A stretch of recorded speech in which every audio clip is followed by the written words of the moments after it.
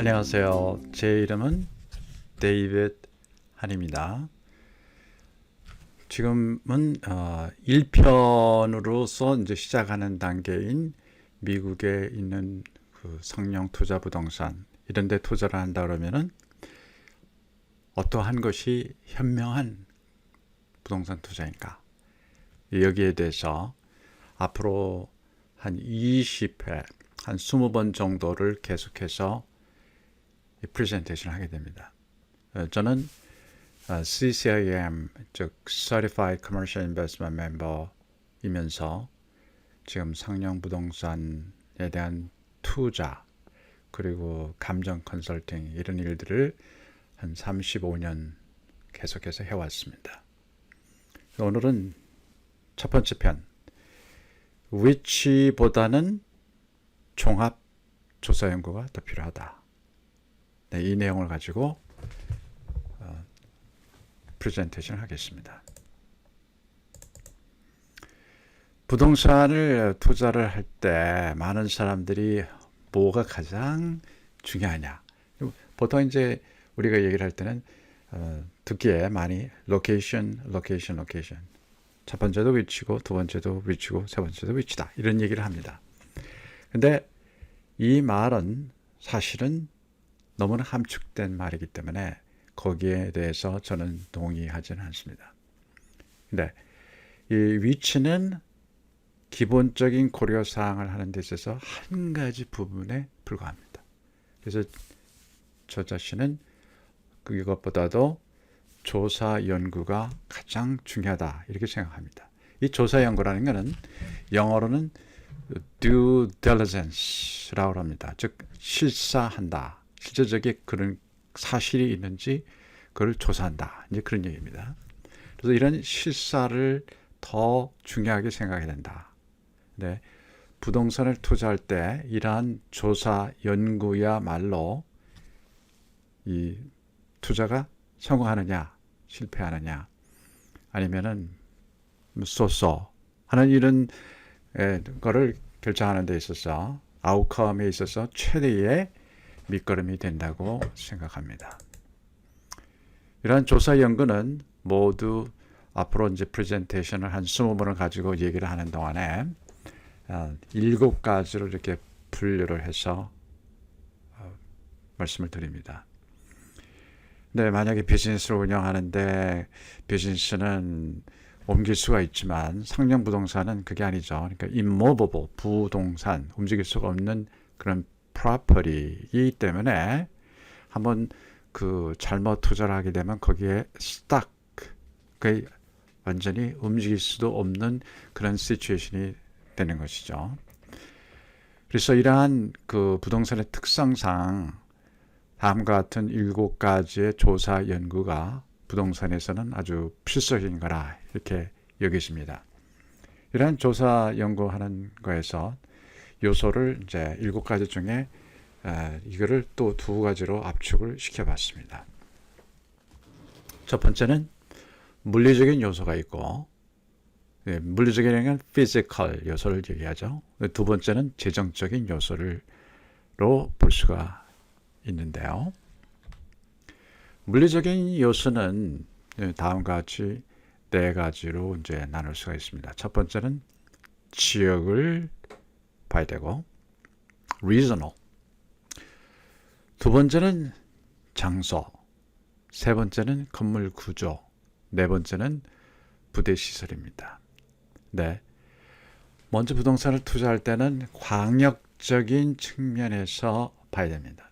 즉 지역입니다. 지역이라는 것은 더 이렇게 expansion 해가지고 보는 그러한 지역입니다. regional area예요. regional하게 그쪽에 있는 그 여러 가지 통계 자료라든지 경제에 대한 거라든지 인구의 흐름이라든지 이런 것들을 지역적인 면으로 먼저 봐야 됩니다.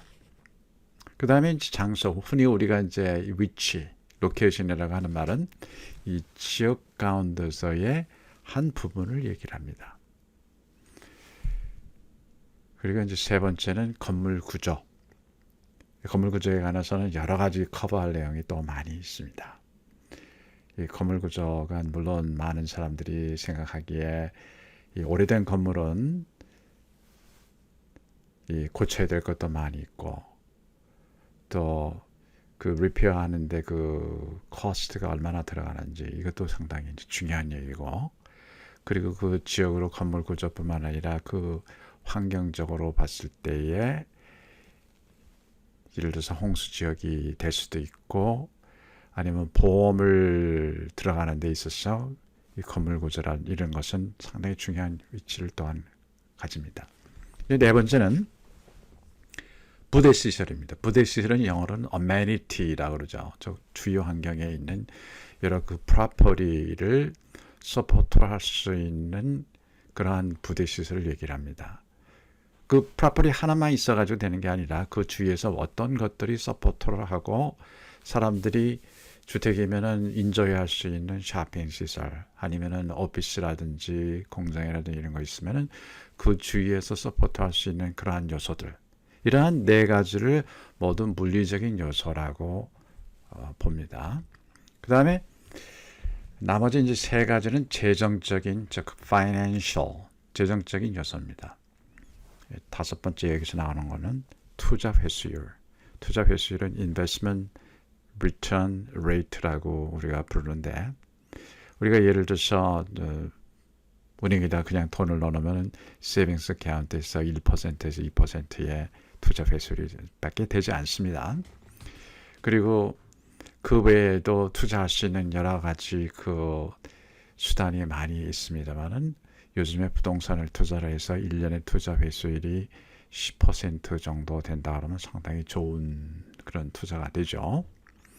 근데 이런 투자 회수율이 어떻게 되느냐? 근데 이제 투자 회수를 우리가 얘기할 때 이제 앞으로 자세하게 나오지만 cap rate 아니면 capitalization rate 줄여가지고는 cap rate라고 부르는데, 근데 그 말하고 투자 회수율하고는 완전히 별개입니다. 그 의미가 틀립니다. 그래서 그 의미를 정확하게 이해하는 게 다섯 번째입니다. 재정적인 요소. 여섯 번째는 융자. 융자는 프로퍼티를 우리가 투자를 하게 되면은 먼저 그 인컴이 즉 수익성이 있는 그런 프로퍼티라고 하면은 먼저 그 렌털 인컴이 있죠. 거기에서 여러 가지 오퍼레이팅 익스펜스가 있습니다. 프로퍼티 텍스, 인슈런스, 메인턴스 코스트 여러 가지 이제 그게 다 제한 다음에 네트가 나옵니다. 즉 얼마를 쓸 수 있는 그 net operating income이 나오는데 이 net income에서 첫 번째 해야 될 거는 모기지에 대한 페이먼트를 해야 됩니다. 근데 이런 융자, financial lender, commercial lender, bank, 이런 mortgage company 이런 것 융자는 파트너입니다. 그래서 프로퍼티를 투자할 때 이런 재정적인 요소 어떻게 융자를 얻느냐에 따라서 이 투자 회수율도 달라지고 그러니까 그 모기지를 페이를 한 후의 얘기죠. 그 다음에 이제 세 번째가 이제 세제입니다. taxation. 이 taxation은 개인이 투자할 수도 있고 파트너십에서 할 수도 있고 LLC에서 할 수도 있고 코퍼레이션에서 할 수도 있고 투자용으로 할 수도 있지만 또 개인이 그 비즈니스로서 사용 용도로 하기 위해서 할 수도 있습니다. 예를 들어서 덴티스트가 자기 그 프로퍼티를 가지고 그 프로퍼티를 소유를 해가지고 dental practice를 할 수도 있고요. 공장을 가지고 있는 사람은 거기서 공장을 갖다 운영하기 위해서 공장을 사가지고 하는 경우도 있고요. 그럴 때는 이런 세제가 텍스가 어떻게 되느냐에 따라서 이 투자에 대한 오버롤 픽처가 달라지게 됩니다. 이러한 여기까지 얘기한 물리적인 요소, 재정적인 요소 이런 것들을 다 살펴본 다음에 그 다음에 이 투자에 대한 결정을 하는 것이 정석입니다. 그래서 이러한 그 이제까지 7가지 항목 중에서 한 가지라도 부적합하다라고 하면은 거기에서 자기가 그 중요성을 웨이트를 이제 봐야 됩니다. 어떤 것이 더 중요하고 어떤 것이 더 이거는 좀 괜찮을 수도 있다. 아니면 봐가지고 이것이 적합하지 않다고 보면은 구입하지 않을 것이 좋을 수도 있습니다. 충분한 이런 사전 조사가 없으면 due diligence가 없으면은 결국 불행한 결과를 자초하게 될 수도 있습니다. 많은 부동산 투자가들이 수익성에 대한 분석을 소홀히 하고서 이제 느낌만으로만 투자를 하는 경우가 많이 있는데, 이럴 때는 많은 그 낭패를 하는 것을 제가 보아왔습니다. 사실 부동산은 가장 이 부를 축적하는 그 방법 중에 아주 좋은 방법 중에 하나입니다. 그러나 투자하기 전에 충분한 조사 연구가 필수적으로 이루어져야 됩니다. 그래서 자신의 재정 상태, 부동산 투자에 관해서 얼마만큼의 또한 시간을 할애할 수 있는지 생각을 해봐야 됩니다. 그래서 부동산 투자는 사업체를 운영하는 거하고 비슷합니다. 부동산 투자는 사실은 면적을 스페이스입니다. The size, square footage를 사고 팔고 임대해 주는 게 이게 부동산업입니다. 그래서 부동산의 투자로 인해서 이익이 발생하고 이러한 이익으로서 부동산의 가치가 ultimately 상승해가지고 부가 축적이 되는 것입니다. 부동산 이 투자하는 마인셋은 부동산 투자는 사업체를 운영하는 것과 똑같습니다. 즉 그 얘기는 뭔가 하면 사업체는 왜 해요? 수익성이 있어야 되죠. 수익성이 발생하지 않으면 그 사업체는 폴 다운 해야 됩니다. 아니면 bankruptcy를 할 수도 있어요. 사업체 운영은 가장 중요한 게 이익의 발생에 목표하는 겁니다. 이익이 발생하면 거기에 가치가 증대하는 거예요. 부동산 가치가 증대하면은 자기의 순재산이 증가하는 겁니다. 이게 재산 증식이라는 게 결국은 투자 마인드라는 것은 부동산 투자는 이 이익의 발생이 목표다 하는 그런 마인셋, 사업체 운영하는 거하고 똑같다 하는 그런 마인셋을 가져야 된다는 얘기입니다. 그리고 부동산은 이 장기적인 투자입니다. 그렇기 때문에 단기간에 이익을 원한다고 하면은 다른 데 투자하는 게 나아요. 주식 투자라든지 아니면 다른 것에 투자를 하는 것이. 근데 투자 이익하고 위험 요소는 항상 상관관계가 있습니다. 이제 이러한 내용은 앞으로도 더 자세하게 커버를 하겠습니다. 맹목적인 투자 개념과 비현실적인 기대는 버리는 것이 좋습니다.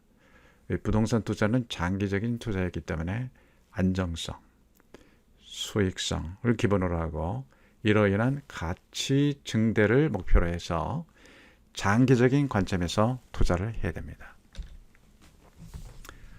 부동산에서 자기가 투자하는 부동산도 있지만은 많은 경우에 그 부동산을 사용하기 위해서 구입을 하는 사람들 많이 있습니다. 네, 부동산 투자는 아까도 얘기한 것처럼 사업체를 운영하는 것 같고 이익이 발생하는 것이 목표다라고 전개가 되어 있습니다. 그러므로 부동산 투자는 수익이 발생될 수 있는 대상물에 해야 됩니다. 미개발 토지라든지 개인주택, 자기가 살고 있는 주택, 자신이 거주하고 있는 콘도, 타운하우스 이런 거는 수익성이 사실이 없죠. 수익이 발생하는 게 아닙니다. 이런 것들은 부동산 투자의 대상이라기보다는 사용자의 그러한 의미입니다. 그 개념이 이제 다르죠. 그러니까 수익성 부동산과 자기가 사용하는 사용성 부동산하고는 별개적으로 생각을 해야 됩니다. 그리고 많은 분들이 그 땅을 투자하는 경우가 많이 있는데 한국 같은 데서는 너무나 이 땅이 이제 적기 때문에 그 땅에다 투자하는 경우가 많이 있습니다만은 미국에서는 이 미개발된 토지는 다음과 같은 세 가지의 가능성이 있을 때 투자를 하는 게 좋습니다. 첫째는 토지를 구입해서 수익이 발생하는 건물을 지을 수가 있다. 문제는 how soon, 얼마만큼 빨리 그거를 할 수가 있느냐. It may be next year or 10 years or maybe 20 years. 거기에 따라서 자기가 투자를 할 때 그것이 그 머니가 타이다운 되는 것을 생각을 해야 됩니다.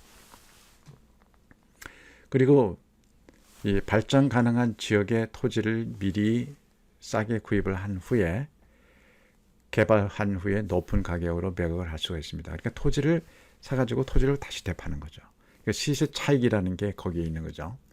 근데 그러한 그 판단력이 있으려면은 아까도 얘기한 것처럼 느낌으로 하는 게 아니라 정확한 실사, 연구조사, 조사를 한 후에 해야 됩니다. 그리고 그 토지를 미개발된 토지는 자기가 직접 사용하거나 소유하기 위해서 토지를 구입해서 건축하는 경우입니다. 아니면은 이제 개발업자 같으면은 그걸 사서 거기다가 집을 짓거나 아파트를 짓거나 콘도를 짓거나 쇼핑센터를 짓거나 아니면 자기가 원하는 뭐 비즈니스를 하기 위해서 뭐를 짓거나 하는 것인데요. 이제까지 얘기한 첫 번째하고 두 번째는 상업적인 목적이고 그 다음에 세 번째에서 나오는 건 개인적인 사용 목적입니다. 상업적인 목적이 두 가지 아까 얘기한 거는 사실 투기성이 높습니다. 투기성이 높다는 건 그만큼 위험도가 높은 대신에 수익성이 발생할 수 있는 거는 또 상당히 높을 수도 있습니다. 그러나 수익성이 발생하지 않으면 아무것도 없을 수도 있고 아니면 bust down 아무것도 없이 그거를 자기가 포기해야 되는 경우도 있습니다. 투기성이 높다는 것은 이익의 가능성이 높다는 얘기도 되죠. 위 열간 요거를 투자용으로 구입하는 것은 보통 일반 사람들한테는 좋은 방법이 사실 아니라고 보여집니다. 경험이 아주 풍부하고 자기 판단력이 모든 실사에 의한 근거에 의해서 하는 것이 그것이 현명한 방법입니다. 이 모든 그 사업체는 그 재화나 용역 서비스를 공급하는데 근데 부동산에 있어서는 이 생산물은 부동산 바로 면적, 사용 면적입니다. square footage. 얼마나 이게 사이즈가 있느냐 하는 거죠. 이러한 부동산 면적이 잘 포장이 돼서 어떤 거는 호텔로 사용하고 오피스, 산업용 빌딩, 쇼핑센터 이런 것이 지어져 가지고 임대되기도 하고 매매가 되기도 합니다. 이러한 포장이라는 것은 여기서 이제 이용도라든지 효능성이라든지 가능성 이런 것들이 부동산의 면적의 기능에 사실은 달려져 있습니다. 여기에는 물론 앞으로 우리가 커버하겠지만은 사용 용도에 대한 그쪽 에리어의 zoning, 그 zoning의 이제 city나 county의 zoning 있죠. 그런 것들도 그리고 앞으로의 그 city에 대한 개발 플랜 그리고 이제 마스터 플랜 이런 것들을 우리가 알고 결정을 해야 됩니다. 이런 것들도 다 실사, 연구조사하는 과정에 들어가는 겁니다. 그리고 이제 이 부동산은 사실 이 사이클에 많이 좌우됩니다. 이제 부동산의 특징은 경제가 이게 다운되더라도 부동산의 사이클은 항상 좀 늦게 온다는 겁니다. 왜냐하면 부동산은 덩치가 있고 이 부동산 말 그대로 무브할 수가 없는 거기 때문에 결국 이 부동산은 매매를 하는데 사거나 구입하는데 이게 결정하고 마케팅 타임 이런데 시간이 길게 걸리니까 이 임팩트가 다른 경제 사이클에 비해서는 늦게 오는 편이죠. 그래서 이 토지를 제외해서 상용 투자 부동산에 중점을 두어서 앞으로는 이제 설명을 할 겁니다. 부동산 투자는 장기적인 투자이기 때문에 이 부동산 시장의 장기적인 특성을 이해해야 됩니다. 현재 지금 이제 부동산 사이클이 어디에 있느냐 이거는 상당히 it's debatable. 요즘에 그 최근에 yield curve가 inverse가 돼 있다. 그 얘기는 미국의 연방 정부에서 파는 그 공채 treasury bill에 장기채가 있고 단기채가 있는데 보통 장기채가 이자가 더 높고 단기채가 더 낮죠. 근데 그게 이제 인버스 되는 거 거꾸로 됐다 얘기예요. 그러면은 이게 뭐를 얘기를 하느냐? 이 경기가 이제 앞으로 불투명하다. 그것이 이제 지배적인 그 경제학자의 의견입니다. 그런데 어떤 그 단 한 가지만 보고 그렇게 또 얘기할 수는 없습니다. 그래서 부동산의 경기 순환 주기는 최저기, 즉 바람이 있고 최고기로 구분되어야 됩니다. 보통 1주기에 5년 정도 걸리니까 보통 사이클은 한 10년 정도가 된다. 이렇게 보여지는 것이 보통입니다. 네, 다음에 이제 계속하게 되는데 넘버 2를 계속합니다. 그래서 지금 유튜브에 여러분이 subscribe 버튼을 이제 눌러주시면은 계속해서 제가 encourage가 돼서 계속해서 잘 하겠습니다. 네, 참여해 주셔서 감사합니다. Thank you so much.